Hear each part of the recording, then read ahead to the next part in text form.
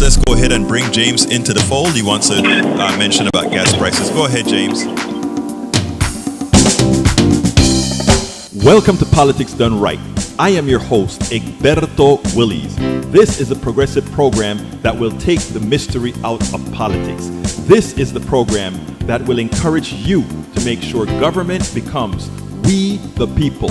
Whether you are liberal, progressive, conservative, or otherwise, you get to air your point of view. We are an independent media outlet that, unlike mainstream media beholden to corporations, we only owe allegiance to you.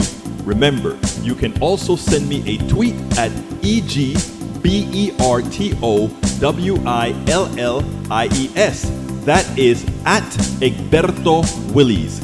Let us engage. It is Politics Done Right. Well, folks, welcome to one more edition of Politics Done Right. I'm Egberto Willies, your host. Thank you so kindly for being a part of the show. Well.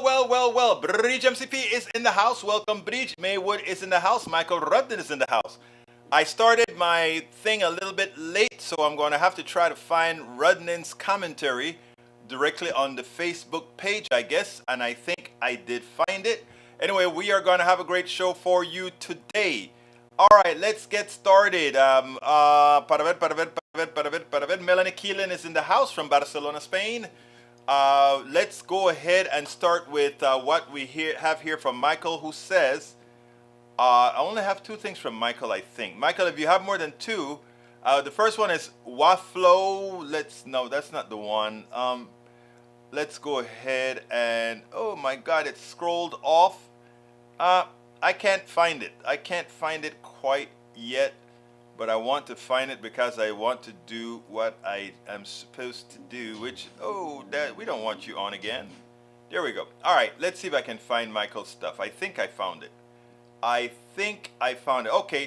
Waflo99 tweeted a short video of the incident that I hope you play. My cousin got this a few days ago. The gunshots happened a few seconds after the stop recording. Let's see. Okay, I'll bring up that Twitter. Since it's on Twitter, I think that should be okay. So I'm going to put that on Twitter right now. And then we'll get into the program. The program today is going to be about a caller to my show and also what Antonia had to say. But here we go with the video that Rondon just went ahead and brought us. Let's see if I can get some audio on there. All right, there we go. I don't know what I'm seeing. Let's start it over.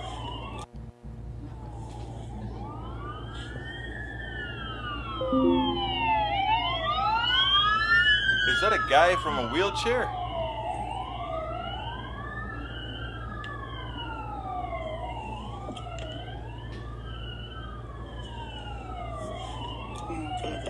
Big ass machete. That's interesting. I'd love to know what the backstory is there.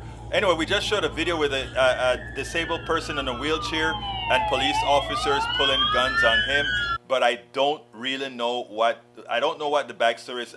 Rudden, I hope you had given me some more information on that one, my brother.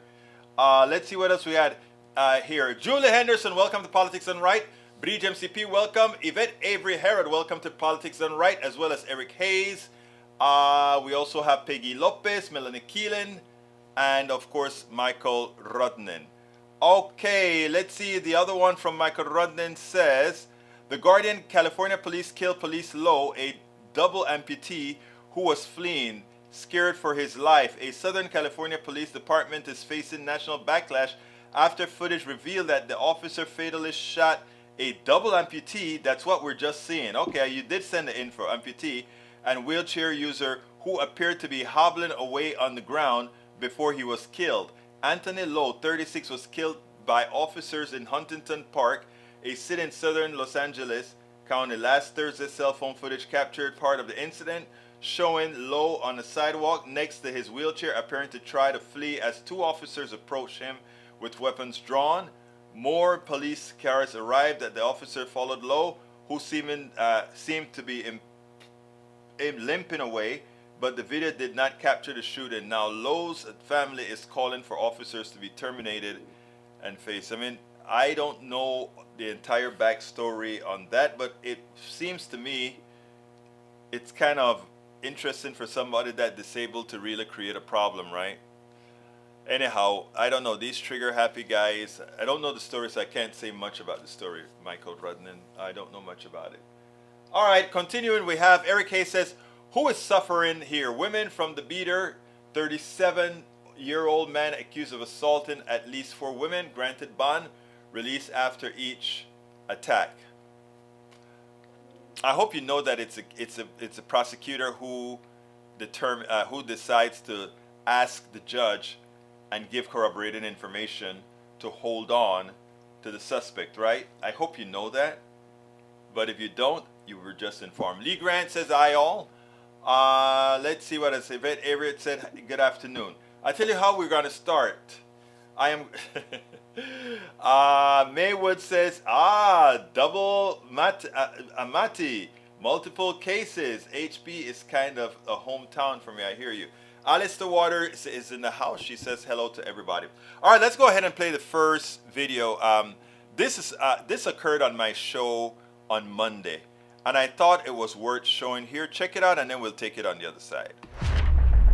First, let's go ahead and bring James into the fold. He wants to mention about gas prices. Go ahead, James. Oh, yeah. I was just listening to the show, and I'm a supporter of KPFT, and I'm thankful for, varied voices being on the air and great music. I do have, I guess, a disagreement with the host of the show. I felt like his comments were very simplistic in nationalizing the oil company, the oil business. I think would be a silly, crazy thing, in my humble opinion. Mm-hmm. What I do know is that the people that work for oil companies, including those trying to get the oil to the refineries and from the refineries to made into gasoline, they work their buns off. Yes, they do. And to think that there are people that are trying to do bad things to families through the oil business, I think it's ludicrous, simplistic, it's misleading. It's very frustrating for me as a donator to the station for someone to spread that kind of hate. I'm sorry. Okay, now it's really frustrated me. Please stay with me, because I am the host that you're talking about, and I'll be happy. Oh, well, yeah, I get it. Yeah, I'll be very happy to talk to you about that. First of all, let me be clear that I'm not maligning all those hard workers in the oil industry, all those engineers, lawyers, PhDs. In fact, I think if you heard my earlier comment, I said that all the intelligence that these oil companies attained came from your tax dollar, my tax dollar, of educating all those very bright people at universities. I'm sure that you agree with that, correct? I disagree with the way that you intended to say it. No, wait. Let me. Seemingly. But I want to take you down a path first, and then you can object to me after. Because what I want to always do when I do these things is to have a dialogue specifically to correct myself if I came across to you in a manner that seemed detrimental to the people themselves and not the executives that I'm speaking about, the evil ones. And I really mean evil. I'm not taking that back. I really mean that they're evil. But let's back up. I understand what you believe. It's not a belief. What I can tell you. Wait, hold on, sir. Sir, let me tell you about the belief portion, okay? Let me ask you this. If you're an intelligent person, based on how you're speaking, you're an intelligent person. If you know that we are in hard times right now, if you also know that there is and this is not up for debate either, there is an oil glut. And if you also know, right, that increasing the prices in this type of environment would hurt people. You can only do that if you have no humanity within you to do that. I know you're following a system, but it would have to be considered inhumane if you are going home with a big bonus and all the shareholders are getting a lot of money as the people who are buying your product are suffering. Can't you see that? I can see how you would have that opinion. And how is it an opinion and not a fact, sir? Please explain.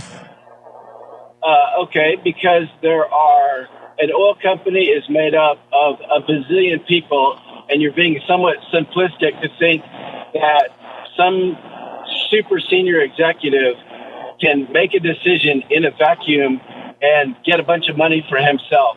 No, that's not what I'm saying at all. I don't think that's what I'm saying at all. What I'm saying... Well, let me finish my thought. Go ahead. Let me finish my thought. People that do what you were describing in terms of getting gasoline to the pump are working against many other companies that are also trying to get gasoline to the pump. I agree. In a competitive environment. I agree. And you do the best you can to get oil to the refinery and gasoline from the refinery to the pump at the best price you can so you can beat the next guy. I agree. And so you're totally ignoring the fact that we're in America and that we're a competitive economy that is far better than if we nationalize oil. Let me ask you a foolish question, sir.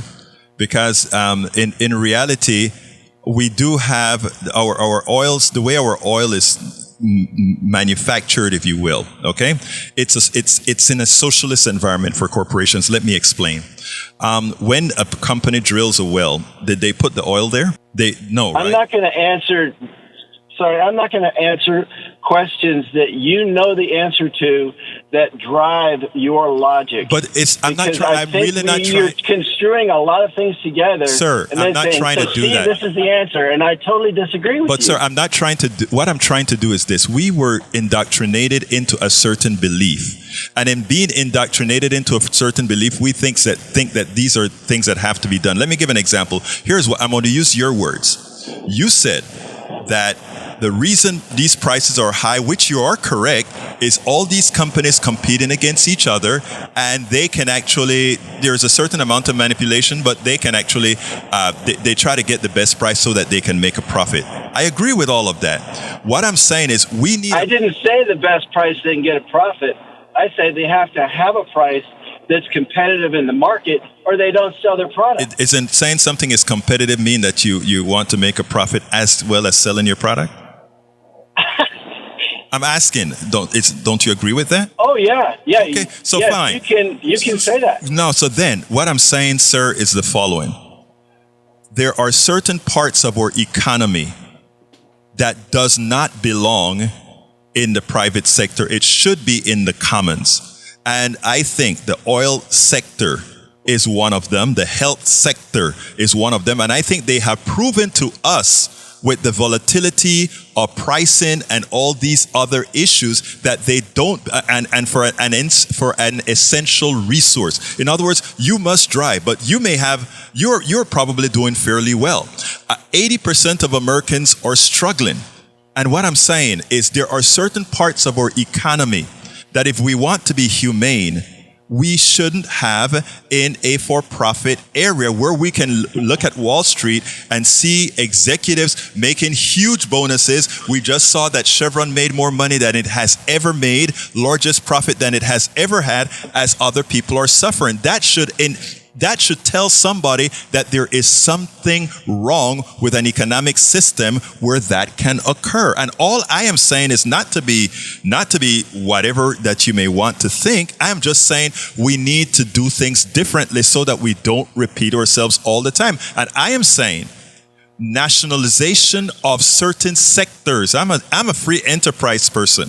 I really am. I own my own company, all that good stuff. But there are certain areas that are required to humanity, to our people, that does not belong in the private sector. And the people in the healthcare industry, in the insurance industry, has proven to us that they have no soul. The executives I'm talking insurance agency, the executives in the oil industry has proven to us that they have no soul, because again, the way the things work will cost us. That's all I'm saying. I am saying nothing to hurt you or anybody else. I want things right for Americans, and it's not simplistic. It's possible. Your thoughts? I guess I'll have to say I respectfully disagree on where you end up in your logic.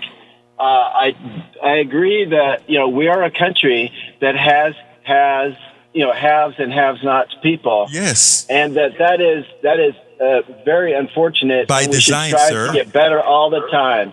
However, your inflammatory wording, I think, is disrespectful. To whom? Of facts. No. What fact did I disrespect? I listen to a lot of news programs, and whether it's the far right or the far left, I feel like you're saying things that you think maybe people want to hear. No. I believe, honestly think sir. you are totally I want to say, I disrespecting believe, facts and truth. sir, everything that I've just. If you need some economic information, you should talk to economics professors and see what they say about what you're scheming. I have. And you say things, and then you say that this is what you believe. People ought to hear what the facts are. And sir, that's what I'm saying. Yeah, I disagree that you're speaking. I understand. Facts. I understand, sir. But facts are immutable. Okay. And what I'm saying, everything that has come out of my mouth that I've spoken to you about, it's not debatable. Really, they're really facts, right? And I don't think you are able. I'm hanging up now because that is comical. Bye bye. Okay. Thank you. You have a wonderful day, sir. All right. Yes, sir. Yeah. Go ahead, sir. Okay. Thank you. Does this gentleman not hear you that you just told him they got record profits? Again, you have to understand this. What happens in our country, right, is we have been ideologically formed. And that goes for any country. Oh, by the way, who am I speaking to? Ricardo, thank you very much. Look, we are a country, and we all are indoctrinated. I am indoctrinated. You are. We are all indoctrinated. The thing about it from indoctrination, I agree with you. Yeah, the thing about it from indoctrination, we can also all discern facts. And even though we are all indoctrinated, let me give an example. When I came to the United States of America, I thought I was 100% a true capitalist. Okay. And the first book that I wrote, I kind of wrote a few things in there that gave the reasons why I had to change the type of economic system that I believed in, and it had to do with going to taking economics in class, and after taking the class, realizing how it was skewed and done in such a manner that it leaves most people out. It's hard, and you know, if the former caller gave us a chance to explain certain things, if you have an open mind, you will believe I it. understood you perfectly. Apparently his mind is not like a parachute. Yeah, well, you know, so, but anyway, what else would you like to add, sir? No, I was just wanted to state that I agree with you. The oil companies are making record profits off of the working man's back. Yes, and the thing about it is, what drives me the most crazy a lot of times is that a lot of people at these companies themselves are hurting, or the people defending them, right? They're taking money out of their pockets and they're defending them, and they're saying, I am naive for believing that because you are taking my last dollar, that somehow that's the way it's supposed to be. As I watch the news or listen to the news and watch that, if you take a look at the per barrel cost of their profits, it is under $100. Right. It's amazing. And, you know, but again, the news media is not there telling the story, and you have a third party like myself. You know who took me on TV? Muslim TV called me up a few times to tell this story because they wanted this story told, the truth about the oil companies. But what can I say? Anything else, sir? Keep up the good work. Thank you, brother. You have a wonderful day. Okay, I hope you like that. I hope you listen to the things that we actually have to overcome in changing the narrative from the indoctrination that we've had year after year from our inception, which is something we got to work on. Anyhow, going back to the boards, to the chat, we have Julie Henderson in the house, and Alistair Waters. I think I saluted you. Eric Hayes says, it is silly, crazy idea to give all the power to government. Yep, right. Who wants to give all the power to government? Although what you're saying is give all the power to we the people, right? Let's take all the power from us, right? I don't know. Think about it. All right, let's see. Peggy Lopez says, the word evil causes a short circuit in many brains. A better word to use when discussing corrupt, greedy executives may be malicious. True. That could be true. You know, but I tell you right now, I am so upset. Even now that we know we have an oil glut, and to see that the prices have started to creep up again, these guys are unlearning thugs. I mean, they don't care. They'll just keep doing what they do until they're forced not to do what they do, and that's why I say we need to clip their wings. It's that simple, right? Well, to be fair, it was the oil brokers who raised the prices on the possibility of an oil shortage worldwide when Russia invaded Ukraine. That is true. It's an arbitrage, right? But still, these guys need to be neutered as well. Again, like Bernie has always said, the stock market, Wall Street, is predicated on fraud. In other words, Wall Street proper is the instantiation of fraud. They are selling people a whole lot of stuff that's worth a whole lot of nothing. That is what Wall Street is all about. I could get into detail for that, right? If you doubt it, buy something at its high and see what happens a few days later. Well, I mean, that is an oversimplification, okay? But the stock market really is a gamble casino on worthless pieces of electronic signals. All right. Julia Henderson says human basic needs should be non-profit nationalized. Wants and desires can be for profit. Girl, you got it right. Julia also says billion-dollar profit each quarter is a crime or should be a crime. I mean, you are extracting out of the economy, right? Welcome aboard, Shiva Las Vegas. How are you doing today, my friend? Bridge MCP says he is one, he hears what he wants. We have a few here. True? Lee Grant says Egberto is right. He is indoctrinated. Yes, the guy is indoctrinated. Julia Henderson says people see what they want to see and hear what they want to hear. It takes skill to communicate. Thank you, Egberto. Absolutamente, corazoncita. Let's see what else we have here. Maywood says one key word here, Eric, alleged. And once it is up to the prosecutor to make a motion to hold the suspect without bail. Otherwise, the law says that the judge must use bail to the suspects. Wow, thank you for doing that. And I love the way you capitalize the proper parts that needs capitalization. The prosecutors and the legislature who made the laws, and of course, the bondsmen. And the bonds people, you know, it's funny, right? All these Republicans run around saying, oh, the bonds, the bonds, the bonds, the bonds. But their friends are bonds people.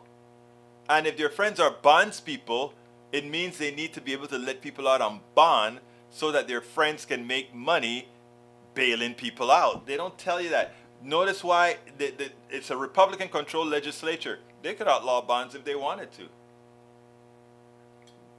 They just didn't. So it's just a game that they play. All right, what else we got here? Daniel Eto says, LOL, Egberto got a Marxist education, and it all became clear. Really? Please tell me who gave me a Marxist education. Please tell me that. Let's see. Bridge MCP said, Egberto Willis for the show. Good for now. Let's see. I am going to put it up on the screen. There we go. I love that. All right, it says banks collected 12.4 billion in overdraft. Let me put it on the screen. Banks collected 12.4 billion in overdraft fees in 2020. That means banks took over $12 billion from people with no money during a global pandemic. Bridge, they don't like to use the word evil. They don't like you to call out these executives as if that's what the market requires us to do. That there is the lowest of the lows. The people who are overdrawing are people generally in the aggregate, not all, but in the aggregate, are people on hard times. And the bank extracts $12.4 billion. Wow. What a heart. What a heart they have, right? What a heart. Okay, we have E2247 says, housing is human rights, not to be toyed with for profit. Gentrification displacement persons from their homes to make persons from their homes to make persons unhoused is inhumane. Land is a relationship, not property.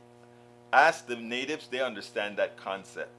Not only oil company shareholders make money, so do employees. Yeah, but look at the percentage and look at what they actually make. Very little. I rather that you give them a salary. Let them do what they want to do. Give them a salary. Julie says, 2023, we are still fighting natives' beliefs that we can only sustain ourselves if we sustain the earth. True? Eric A says, corrupt, greedy politicians, what word do you use? Don't kid yourself. TG and all the bad together. I don't know what that means. Shiva Las Vegas says, homesick, my dear friend, not driving can participate. Okay. Melanie Keelan says, Professor Pangloss, the best of all possible worlds. Candidate. You got to explain that to me, please, Neil. Am I just too hyped up to kind of get what you're saying? Julie Henderson says, Eric Hayes, greed is a disease that does not discriminate. Compassion is as well. And we have Eric Hayes says, your thoughts on bonds is wacko and part of the reasons why there is a bond problem. No, your thought of bonds need to go to the Austin legislature. They're meeting right now. If you want some change in the laws, don't ask the judges who just enforced the law. Go to Austin and take care of the problem. Yes, Social Security did increase by 8.7%. Luckily, what can I say? All right. What time is it? It's 3:29. We still have a little bit more to go, but there's a story that I want to tackle. But I tell you what, before I tackle that story, I'm going to play our last video, then I'll go into that story. Let's go. MSNBC reporter Antonia Hilton points out something that bothered me as I watched the videos of Tyre getting murdered. I mean, as he was begging for his life, begging them to stop, they were acting with their words as if he was resistant. He never resisted. Police reports made it seem like this guy started out violent, like it was a violent encounter. It wasn't. I want you to listen to what Antonia Hilton had to say, and then let's take it on the other side.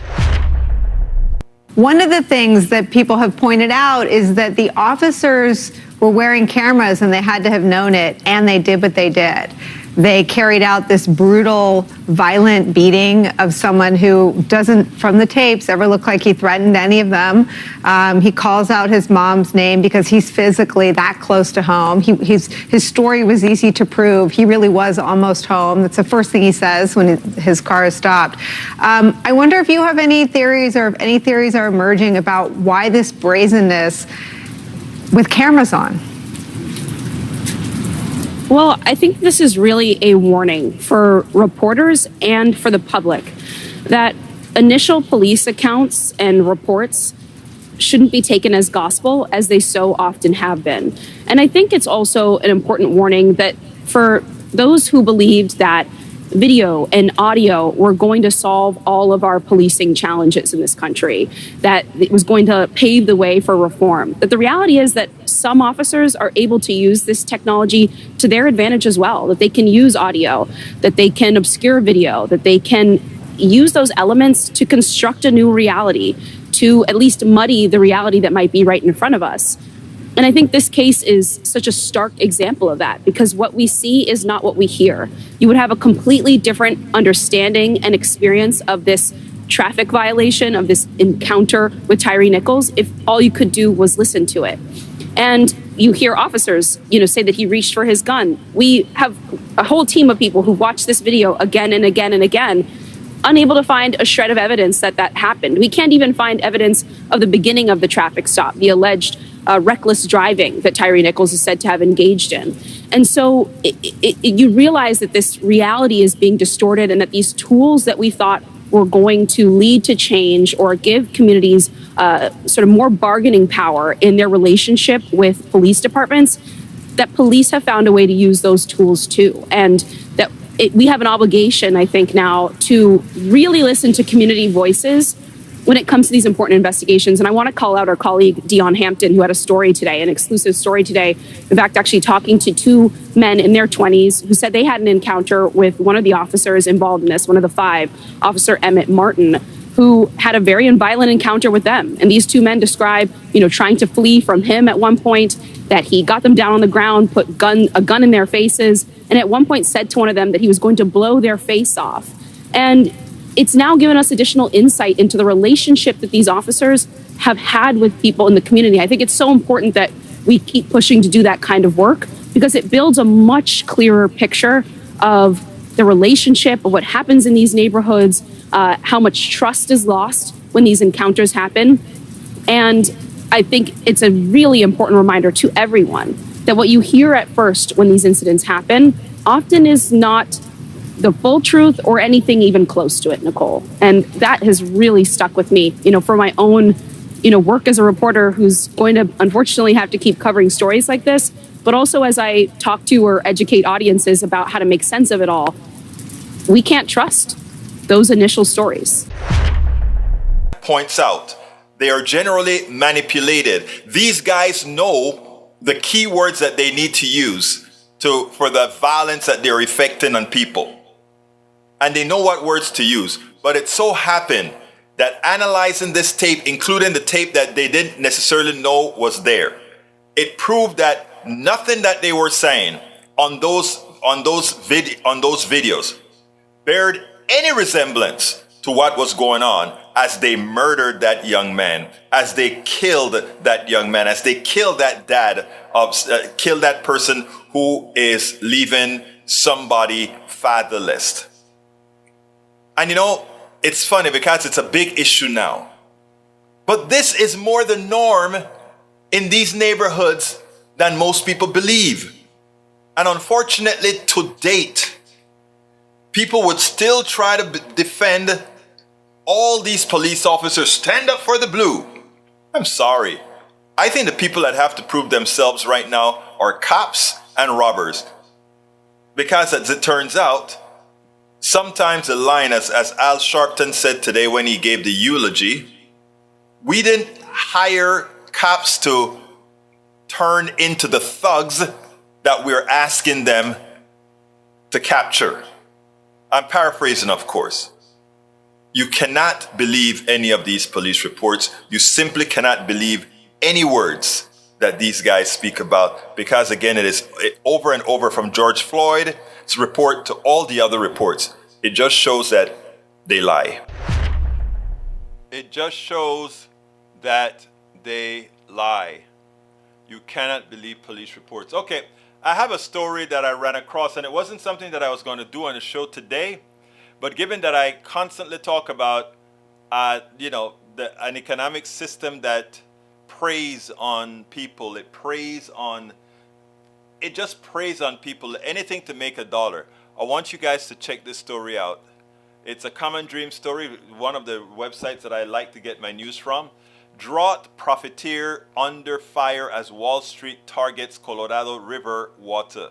Vultures, said one critic, are looking to make a lot of money off this public resource. And I'm going to read the first few paragraphs. It says, financial speculators are buying and selling rights to the Colorado River, dwindling water supply, raw resources in a bid to profit as historic drought conditions intensified by the fossil fuel-driven climate crisis led to worsening scarcity.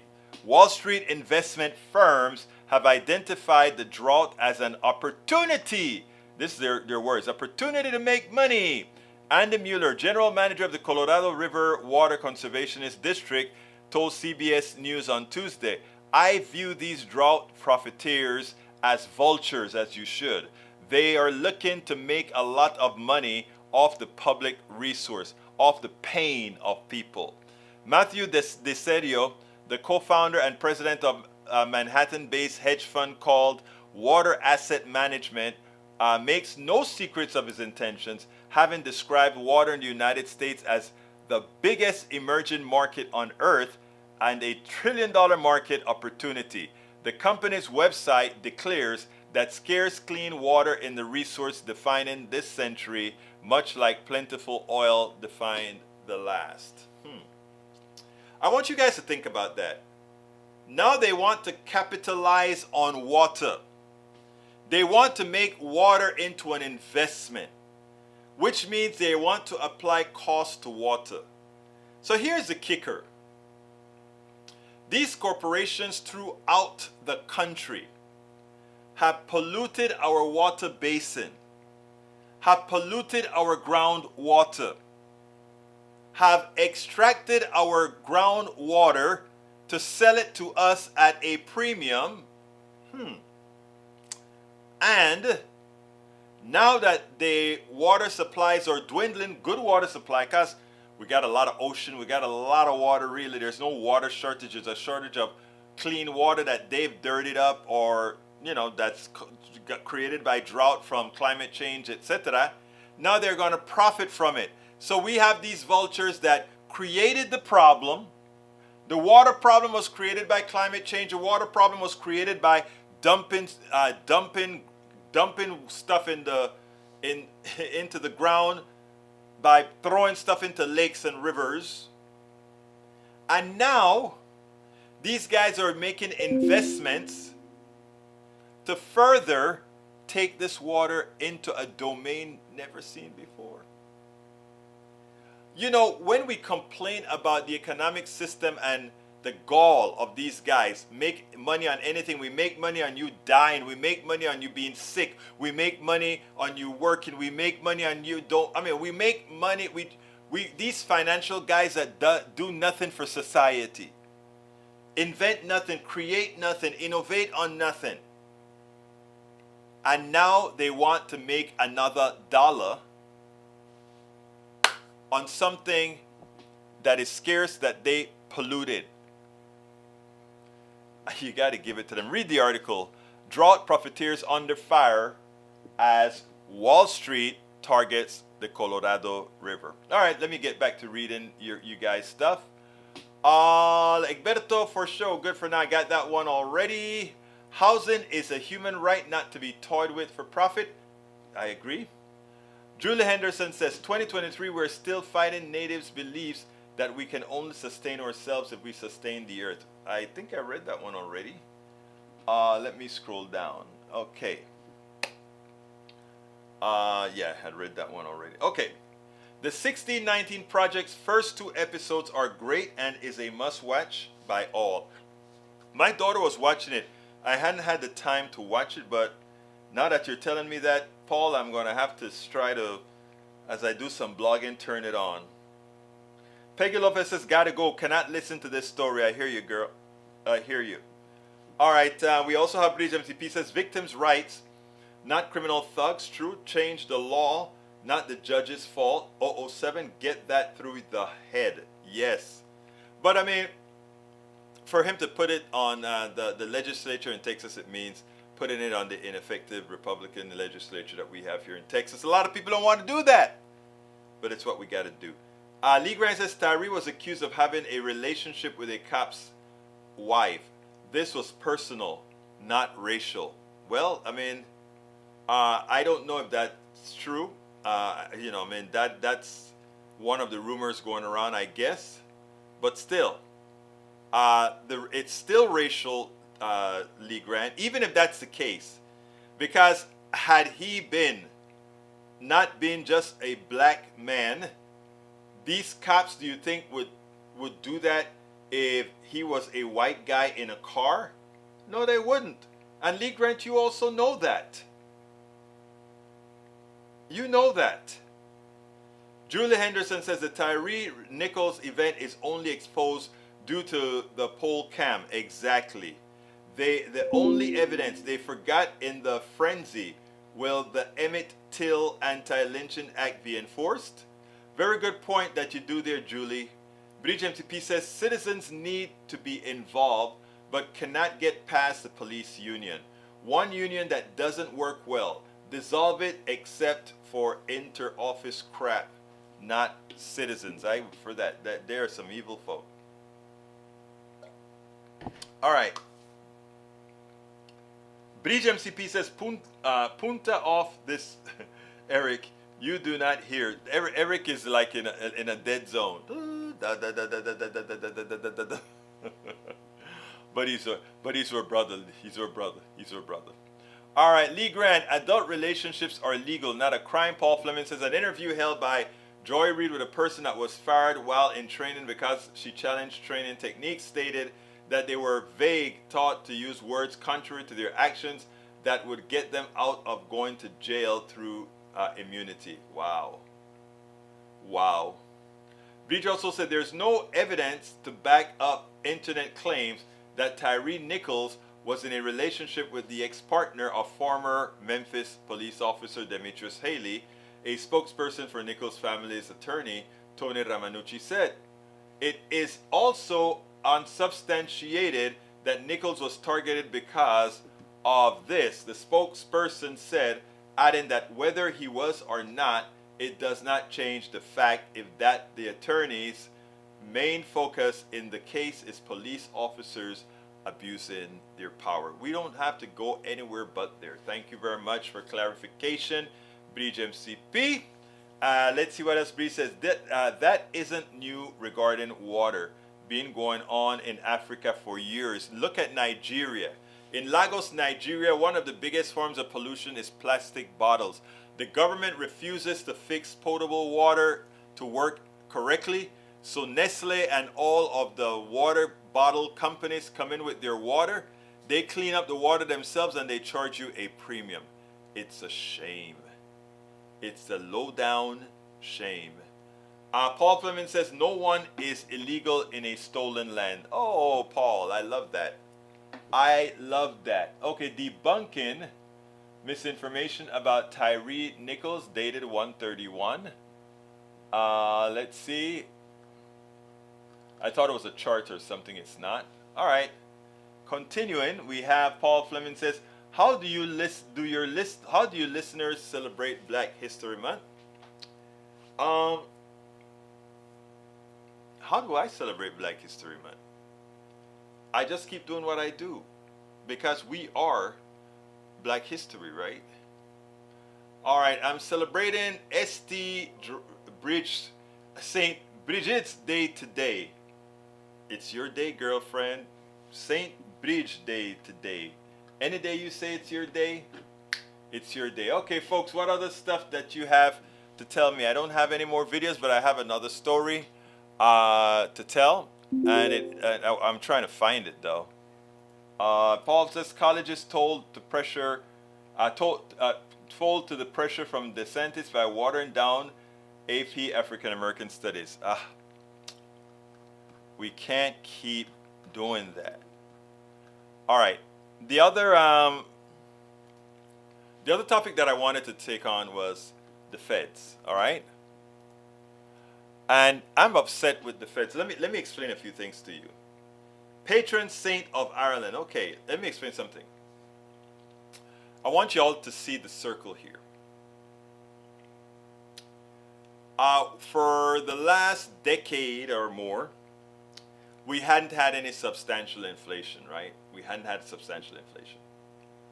And what that did is it proved that Stephanie Kelton and other MMT supporters who said that we had a slack in our economic system of, somewhere around 600 to 800 billion dollars was really true, because doesn't matter how much we spent, deficit spend, all of that, inflation stayed at bay.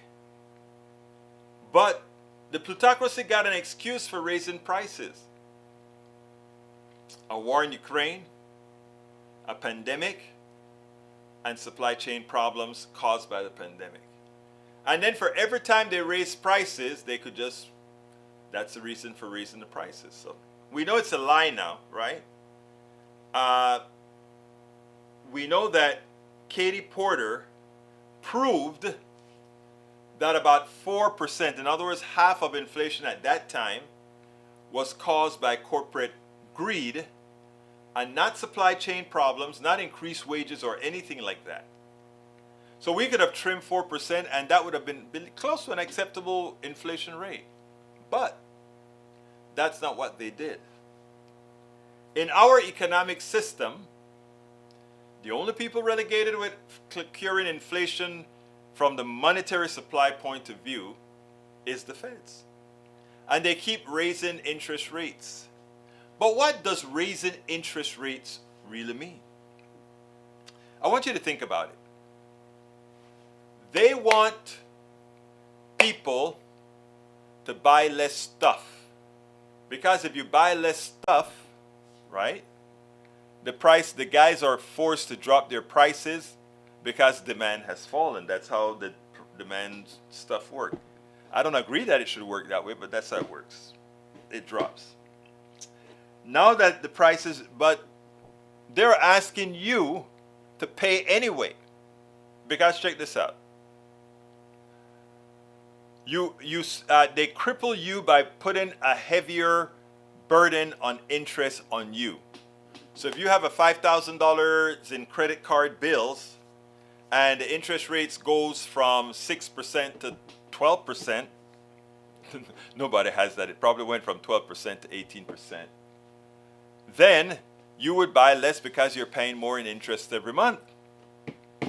But they're taking money out of the system in both ways. They're really crippling you by saying you can't have the things that you have, and we're just going to take your money and charging you more in a discount rate, and the interest costs is worse than the actual inflation itself.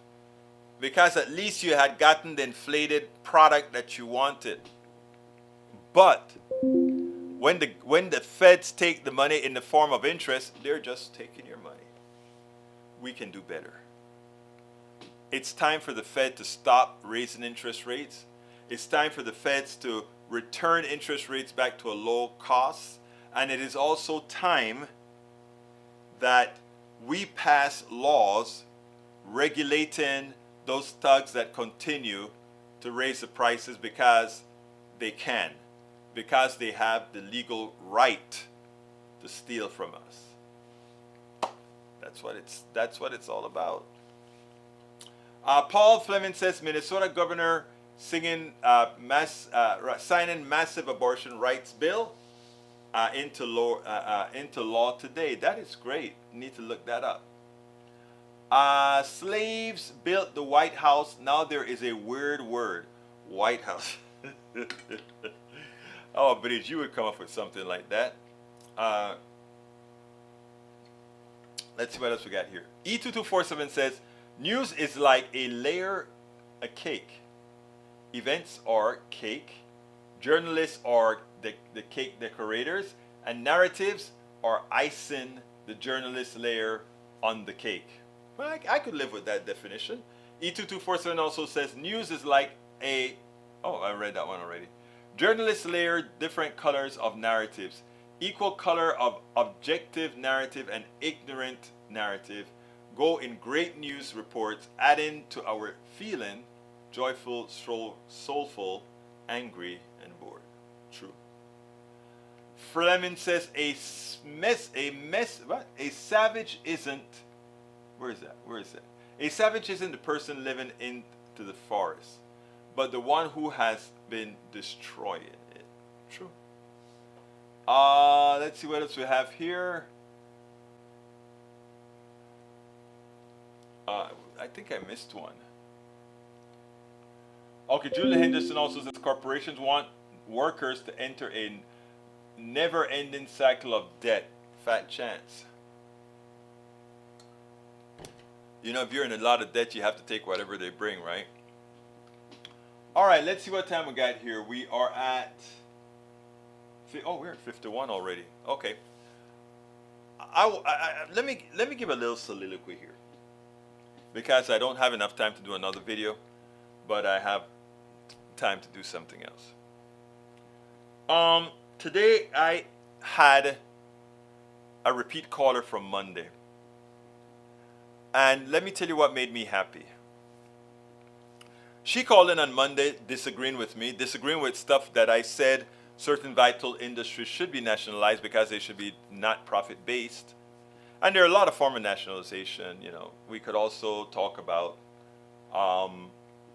simply, if we don't want to nationalize something, simply have it run by a non-profit scaffold. That may be a way around it somehow. You know, the lawyers can take care of those pieces themselves. But the issue that I want to discuss is that she called in on Monday, and she disagreed with my nationalization stuff, and on a whole lot of stuff she disagreed with. And she called into the show today and said, after I left your show and listened to all those things that you were saying, I had to go with my own research, and I think nationalization, even though she was agree, is the way to go many times, and I'll probably cut that out. She did try to put some caveats on it. She likes the kind of nationalization that occurred with Ford and was it Ford or Chrysler? One of the big threes who took government money and pretty much was bought out by the government for a while and then reinstituted it back into the system. So when she was done, after the show, she went and studied paper after paper, book after book, and she called in today and she pretty much said, I don't fully agree with you, but I agree with you. And I think that's important. It's important she didn't take the words that I used at face value. She went ahead and researched. And after researching, she came to many of my conclusions. Not all. She still wants to nationalize, but wants to somehow put a cap on it in some interesting way. But I respect her a whole lot because she engaged. She was not scared to say, I am going to try this. And that's where we need to go as a people. Anyway, it's about that time for me to do my ask. So I want to ask you guys to please support our show. You can support us by going to our all-encompass support link, which is at, whoops, that's not right. Here we go. Which is at politicsdoneright.com/support. You can find all our links there. But since I have an extra minute, please support us at Patreon. Become a patron as soon as you can, if you can. We need your support. We really, really need your support. politicsdoneright.com/Patreon. politicsdoneright.com/Patreon. Patreon is spelled Patreon.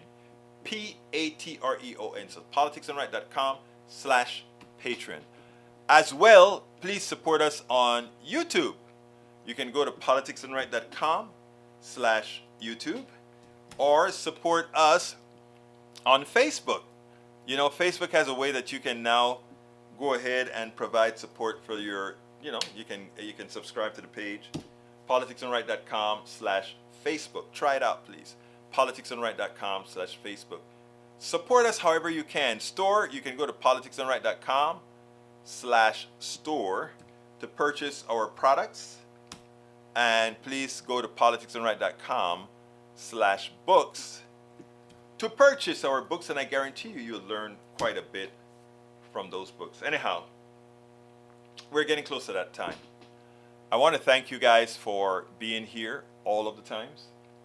I want to thank you guys for listening to the show, but most importantly, I want to ask you guys to share the show, sign up for the podcast. Let's go ahead and keep this thing growing. The good news for me, again, today is that I wrote another blog, and with that a corresponding video, and that video also went viral. So we had 2 consecutive viral videos, meaning more than 50,000 hits. I think one is currently at 190 views, and the other one is, I don't know, it's probably around 80,000 views or something like that. So we are making progress. Keep us growing. That is how we are going to make a difference. Let me see if there's a quick last salute that I need to do. Arturo Dominguez ends on saying, that can be evidenced by the hordes of users correcting the people behind their course. You know, Arturo Rodriguez is a good friend of mine, and he's been on the show several times. Is he in the room today? I don't see him. But I saw you mention Arturo Dominguez because, again, it's a good friend. Anyhow, we got to get out of here. I got a meeting with somebody at Starbucks in the next 15 minutes. My name is Egberto Willies. This is Politics Done Right.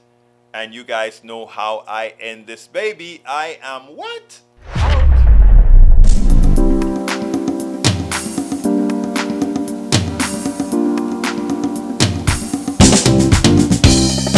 Welcome to Politics Done Right.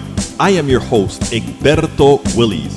This is a progressive program that will take the mystery out of politics. This is the program that will encourage you to make sure government becomes we the people. Whether you are liberal, progressive, conservative, or otherwise, you get to air your point of view. We are an independent media outlet that, unlike mainstream media beholden to corporations, we only owe allegiance to you. Remember, you can also send me a tweet at EGBERTOWILLIES. That is at Egberto Willies.